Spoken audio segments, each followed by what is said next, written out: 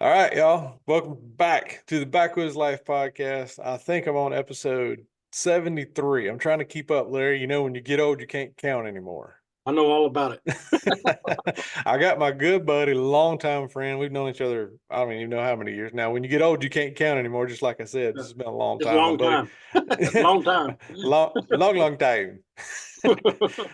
My buddy Larry McCoy.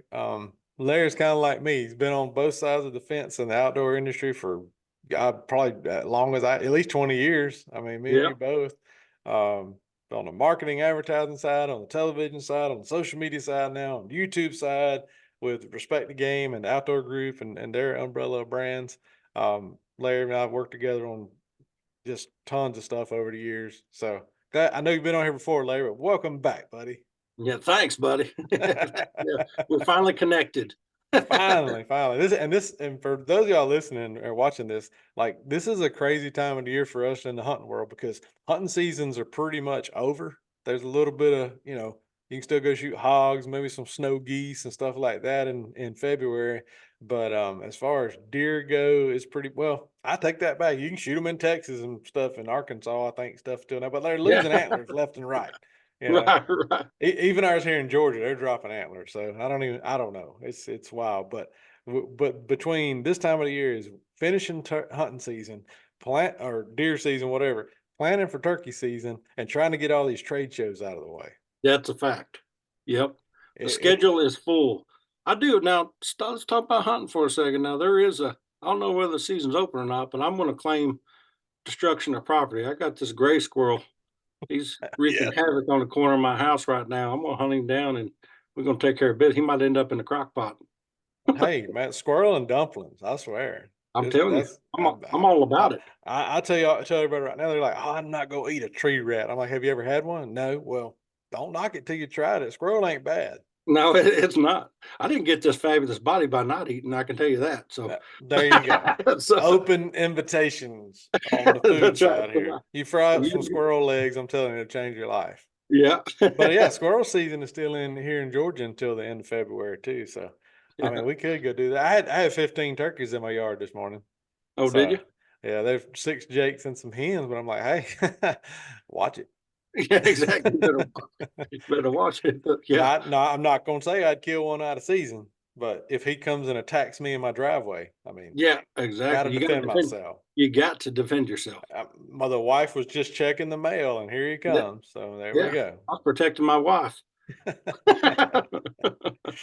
Oh man, but yeah, man, Larry. Well, I know we talk often, but I wanted to pat you guys on the back for real for just rolling YouTube this year, man. Like, were y'all up to like 300,000 subscribers now or Yeah, something like on? 318,000, I think, and it just kind of turned on, with the shorts and Paul Biggs and Ryan, part of the show. We just, they poured the gas on, and we were just going through content after content and just resurfacing stuff and a lot of stuff, had never been seen. You get into the groove of production season for the show, and you're used to looking at that footage that's on the show. And when you start going through the whole gamut of what was filmed and captured on this trip or that trip that a lot of people don't see, well, that honestly, that's a lot of stuff that's on our YouTube. So, and it's been received really well, and we're definitely blessed for it to blow up like it has, and it's been a fun ride, that's for sure. We're gonna keep trucking because no matter what platform on social media, I'm telling you what, you can hit a wall. You can hit a wall and feel like, dang, Very, very easy, man. like this. And, Like you ain't doing and anything right. I mean, every social media platform and in this industry we're in, we've got to hustle and we've got to get as many eyeballs for our content. And that's exactly how we do it. We work social really hard on top of, making the video production side and rolling out on network and linear sides and digital Hmm. sides, streaming everything we can. And for those of y'all watching and listen, Respect the Game TV is Larry, Paul, and Ryan's baby over there. These guys do a great job. They're some of the most, I ain't gonna lie, man, some of the best bow hunting footage out there. um, anyway, y'all check it out, especially on their YouTube because they got tons of great content over there. But um, I will say you've got to work each system differently. You got all these obstacles. You get red flags on stuff we post all the time. You get antis coming out, and that's the thing I've noticed on YouTube. If you're really doing YouTube right, because we got lucky this year, we hit a good stride. I mean, I'm kind of following y'all's lead. I was like, hey, let's see what you guys are doing, and let's run with some of that stuff too. And we're at 100, I think around 150 now. Mhm. But with that being said, if when you start striding right on YouTube, the antis are Oh, everywhere. oh, they are everywhere. I mean, you could go through some of the videos and look at the comments on there, and I mean, part of me wants to really respond, but I'm like, Yeah, no. oh my, it's like So, some of them will be like crazy. I try to title stuff where it's gonna make people watch. I mean, I'll Yeah, do stuff like best bow shot ever, right, knowing right, all it is a really good shot. You know what I mean? It's a yeah, we 10 ring a doe, but we call it the best bow shot ever, right, just to get people to look at it and see if they think it's that really good, and it's a good shot and all. But people will be like, dime a dozen on YouTube, and I'm like, yeah, just like your comment. I fire right, back kind exactly, of right, witty stuff right, like that. right. But some of them are like, "I hope you burn and die just like this deer with a shot to your head." I'm like, "Well, okay, thank you, report. You Yeah, just got exactly. flagged. You just got flagged for threatening somebody. Good job there, Some keyboard of the best jockey." ones, yeah, some of the best ones are I get a kick out of like a bow shot, and literally you watch a deer run off 40 yards and just, somersault just or fall over. Mhm. Like horrible shot. It's like, I know it's so bad he died. You know, it's like, Right. it's like it's so bad he died. Oh, And I segue into that to get kind of into the meat and potatoes here with this podcast for a minute. Um, Because like I told you before we started recording that I got some topics from YouTube, so I'm just gonna spitball a couple of these out there and we'll run with them. This what we're talking about is the number one on my topic list. It says, let's talk about jealousy slash little man syndrome slash self-proclaimed shooting experts or whatever it is that causes some to post idiotic comments on deer video clips with perfectly lethal shot placement. That's exactly what we're talking about right there. yeah, right. God, I we've mean, seen it. That's a great topic because I just can't explain it. It's like you just watched it. You watched and you know that okay, most of them, what I've seen, it's been on a quarter inch shot or something where, you intend to hit the animal back because you're looking through the animal. If you get an exit, you want it to exit behind the front shoulder or go through his vitals at some point. But so if you enter an animal back rib and it comes out right behind the shoulder, everybody think, I mean, they come out like out of the woodwork. It's like horrible shot, horrible shot. Like, yeah, I mean, he's laying there dead, you know? yeah, we watched him fall. Like, what do you want me to do? You know, Right. and that's like you and I were talking the other day, and I shot a buck earlier this past deer season, and he was quartering to me just a little bit. And there's a few people like, oh, you're quartering and whatever. I mean, the deer went 80 yards, and I watched him fall over. But people don't understand the equipment nowadays too. Like that's got a lot to do with why we make the shots and at the angles that we're confident in, because like with the torch broadhead, because I know we both talked about that the other day with slick trick torches. Like there's such a big, heavy hitting broadhead with a 2 inch cut in diameter. I mean, they're gonna punch a hole in and out. And Mhm. and like one hater on the videos that I posted, I sent it to you guys, and Slick Trick posted on their Instagram and stuff, was that doe I shot, a few weeks ago, whatever, in January. Um, that like it's shish kebab the deer is what I call it. Like Yeah. my arrows are, 33, 34 inch arrows, and a deer's body's only like 18, 20 inches Yeah. wide. So there's like arrows sticking out both sides of the deer, blood just flying out, and then people are like, "Well, you didn't get a pass through." I'm like, people can look at that differently. I mean, I'm just saying, pass through to me. If I get an exit hole, that's good enough for me. Because They're and that torch bleeding. specifically is like, even if you don't, because the blades lock open on that broadhead, so every move that animal makes, you're cutting something, and so Mhm. I mean, it is definitely lethal as they come. And as us as bow hunters, like you said, we're taking shots at those, especially that quartering away angle. We're trying to hit that other shoulder. That's like Right. our goal. If you go in one side and you hit the shoulder on the other side, whether it passes through or not, you just crush that one. Like that, Yeah, they exactly. can't live long Yeah, with they that can't going on. take it. They can't take it. 100%.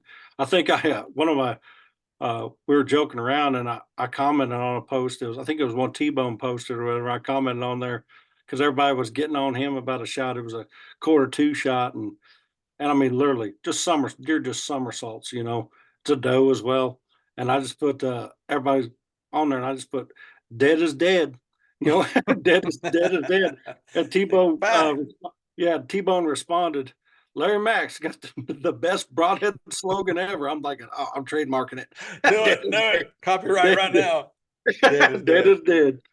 And that's a So fact. Like that's the thing. Like I posted a video that we shot actually with our friends Bonnie and Mike with Legends of the Fall out in Texas. My wife Beth goes out there with me and she was rifle hunting and she shot a buck and in the food plot, exactly where the food plot's at. She mhm. shot a buck there. And I mean, it's crazy what our camera gear can do now. That's what I'm gonna say with that because what you see even in the video is not what your brain is trying to Right. tell you is happening. Uh-huh. So when she shoots this deer, and deer's like 50 yards, shoots him with the 6.5 Creedmoor, and you can see the reflection of the sun on the bullet.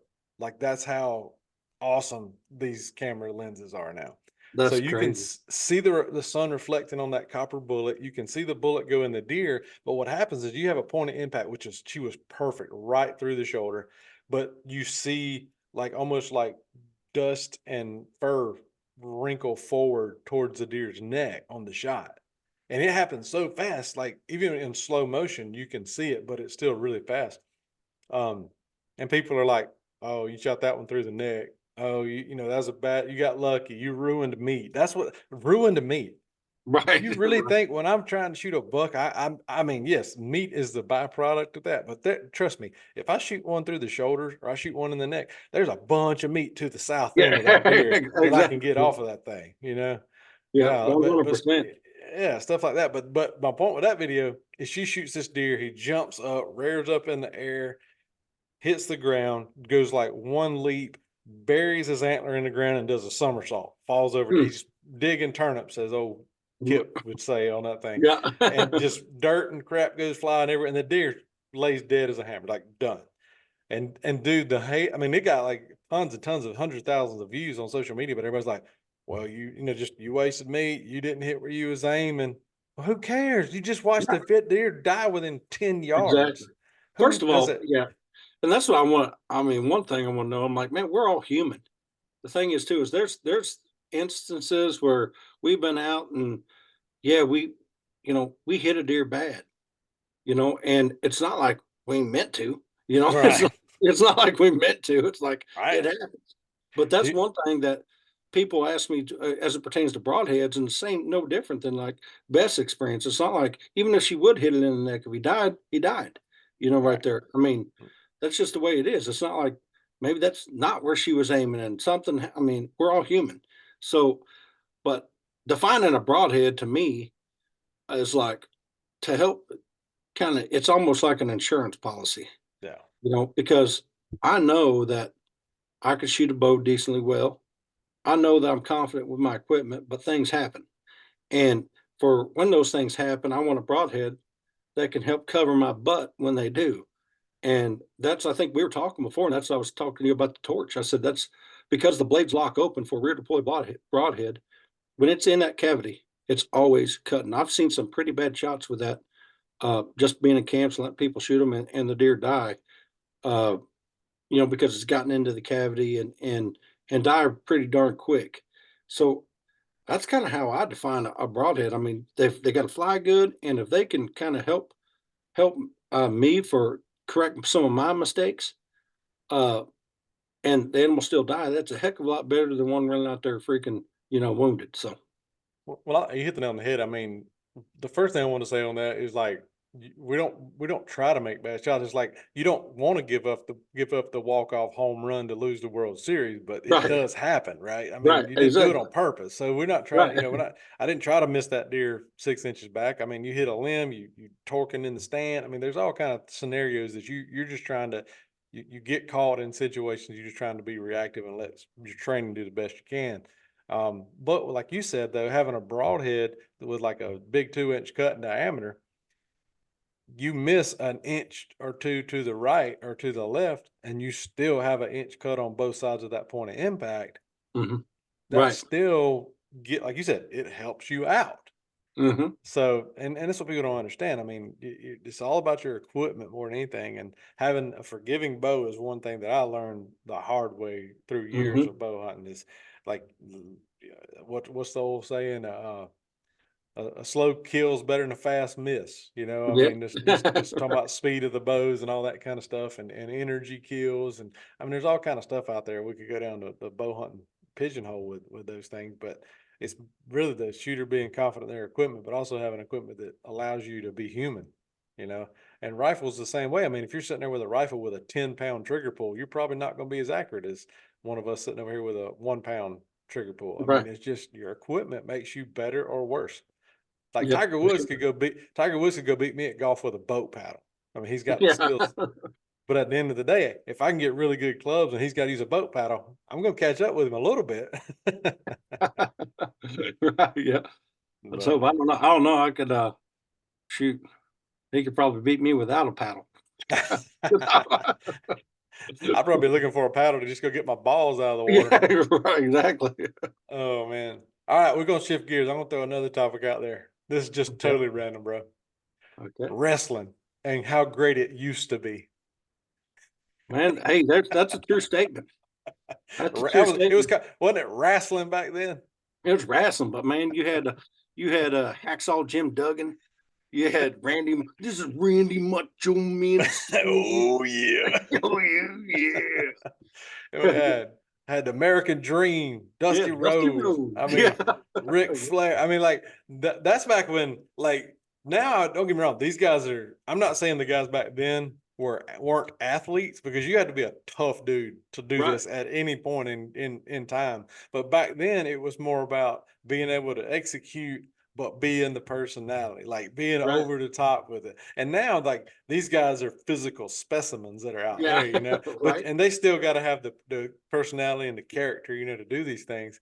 But I mean, it seems like back when we were younger, man, it was just you had like 6 or 8 just heavy hitters that like that's why you're watching. And now it's a bigger thing, right? It's a broader, you know, and I don't watch wrestling hardly at all anymore, but I do see stuff that comes through Instagram and all that. And I still like well in college, in the early 2000s when I was in college, finishing up college. Um I think that's right. Crap, I don't know. I'm so old, I don't even remember when that was. But man, we would literally have like that was back when you had what was it WWE and what was it? WWF. Yeah, there were 2 different ones, right? Yeah, WCW. WWF, I think it's WCW WCW, yeah, and because you had 2 WWF. different ones before Yeah, they joined up. And dude, we would have Monday night nitro yeah, parties at our house in college, and then we'd have whatever the other one was like Thursday nights or something. And dude, I mean, we'd have like 40 guys in our old duplex just watching freaking wrestling.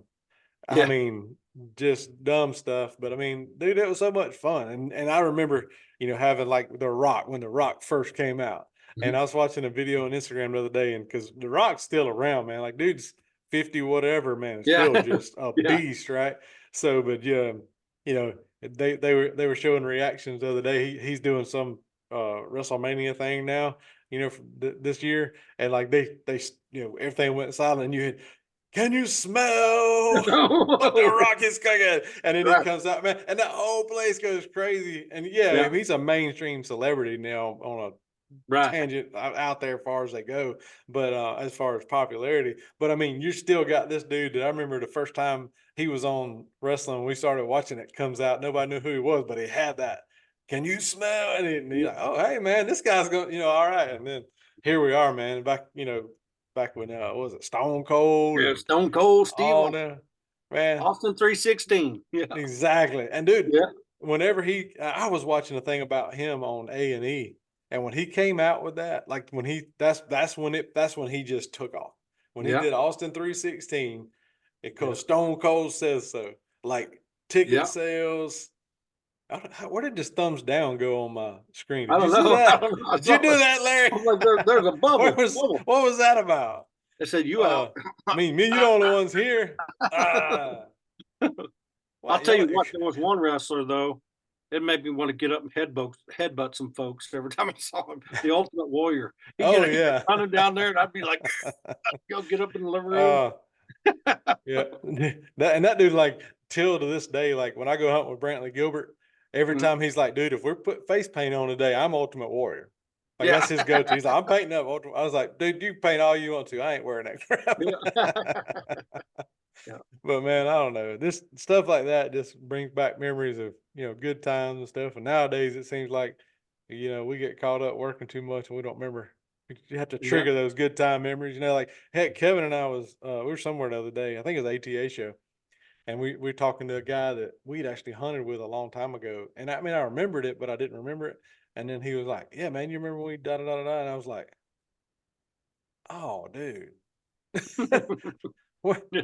what what how did I forget this stuff, I mean, it's pretty bad when I guess I can still remember all my deer and turkeys in here. You can come point one out and I can tell you the story about that, but remember that time me and you went turkey hunting together. Right. We Exactly. Right. remember like some of those, but there's some stuff in there that's just like gray now. I don't know what to do about it.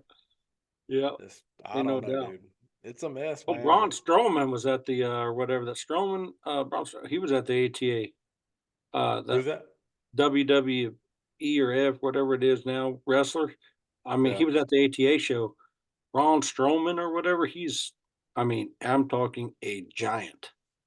I He is think a I did see giant something human about being. that. Yeah, Oh, I I looked at believe him. we could have tag teamed and got him, I think, I Larry. mean, I was thinking about it. I I put was him like, in the I could do. broke neck Yeah, chicken wing, yeah, make him shut him yeah. down. Oh, yeah, shoot, I'd have shot in for a single leg and freaking No. the whole place would have shook when he hit the ground. Oh my gosh, dude. Oh, memories, man, memories. Let's see if there's Yeah. anything else on here. Some of these things are kind of long, and I don't really want to get too much more long-winded on that. But let's see. Overkilling does. Do you think it's possible to overkill does? We'll throw that one out there, and now we'll wind it down after that. Um, I mean, I guess it depends on the property, I mean, I Yeah, do think that if your deer density is limited, yeah, I do think you can, but, uh, anymore, I mean, you gotta know the property and the property around you, to yeah, be able to set a quota on how many does you think's, healthy to shoot, I guess, for herd health in it. But it's hard to find a place to hunt that I feel like anyway, where they're not gonna replenish themselves, yeah. uh, naturally, Mother Nature. I mean, crap, when I was growing up younger, I mean, shit, I couldn't kill enough of them. You know? It's like, Well, and see, I grew up in the flip side because on yeah. my family farm, we didn't shoot does for a long time because you didn't see many deer. Like I remember, I Mhm. went the first time I went Yeah, hunting there, and sat in a deer stand. I was 15 years old, and I saw three does, and yeah, like, man, like that, like I saw some that was deer. something, And right. now, bro, it's like you can see three. You have to get three out of the way to get in the Yeah, stand to right. see a dozen.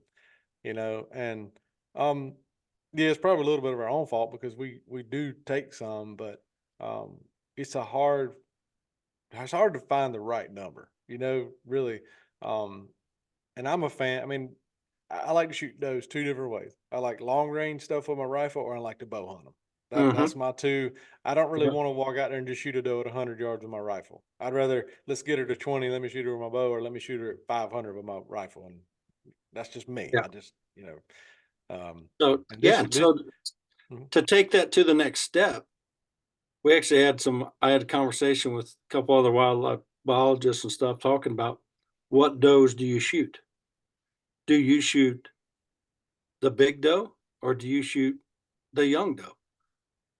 And it's interesting to hear everybody talk about it. I mean, a lot of the wildlife biologist side of it's like, I'm going to shoot the young doe. The reason for that is because the big doe has a better chance of yielding a healthier fawn the following year, because the percentage of those does actually dying, there's a higher percentage of them living than there's of them dying with that. If mhm, a young doe gets bred, they haven't matured enough to be the mother that they would be the following year.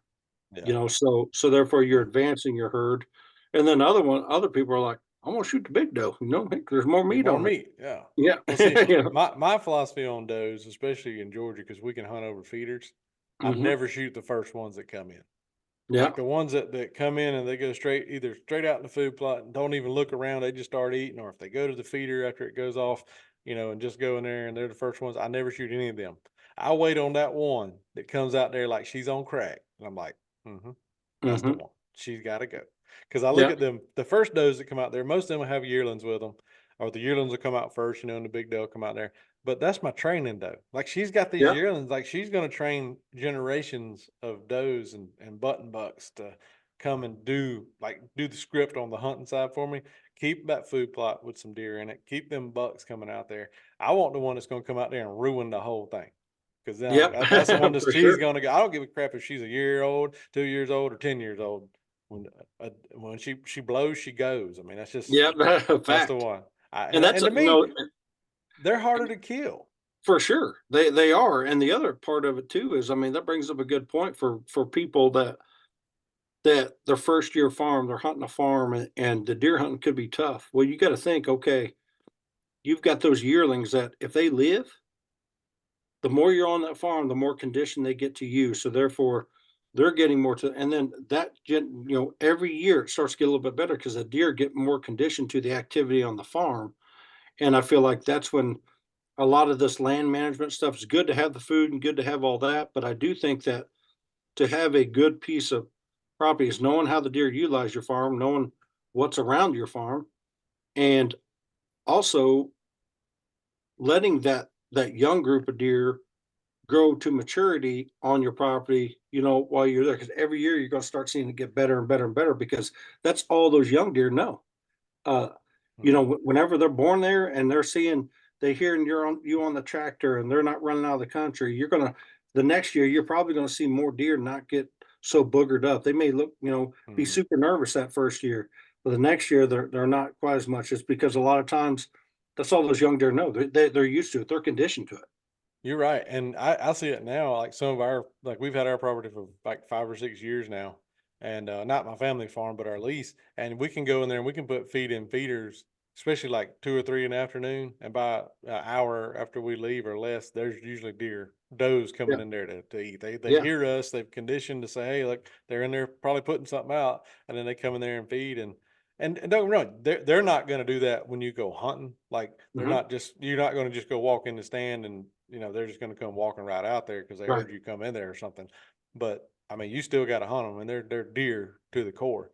But, it does hold them there better. Like you said, when you're not driving in there and they're running for 500, 600 yeah. yards to get away from you, they're just kinda listening, laying low. They know you're not gonna mess with them. Then you leave, and then Mhm. they come Yep. out. They get a That's lot more it tolerant works. of Yeah. they'll get a lot more tolerant of the activity going on the farm and stuff, Yeah. so where a lot of places you go and it's like, "Man, I just blew the farm up," Yeah. and, and the longer that goes, it's like, "No, a lot of times you didn't. Maybe you go hunt a different set or whatever, but you didn't blow the farm up. They're still gonna Right, move." right.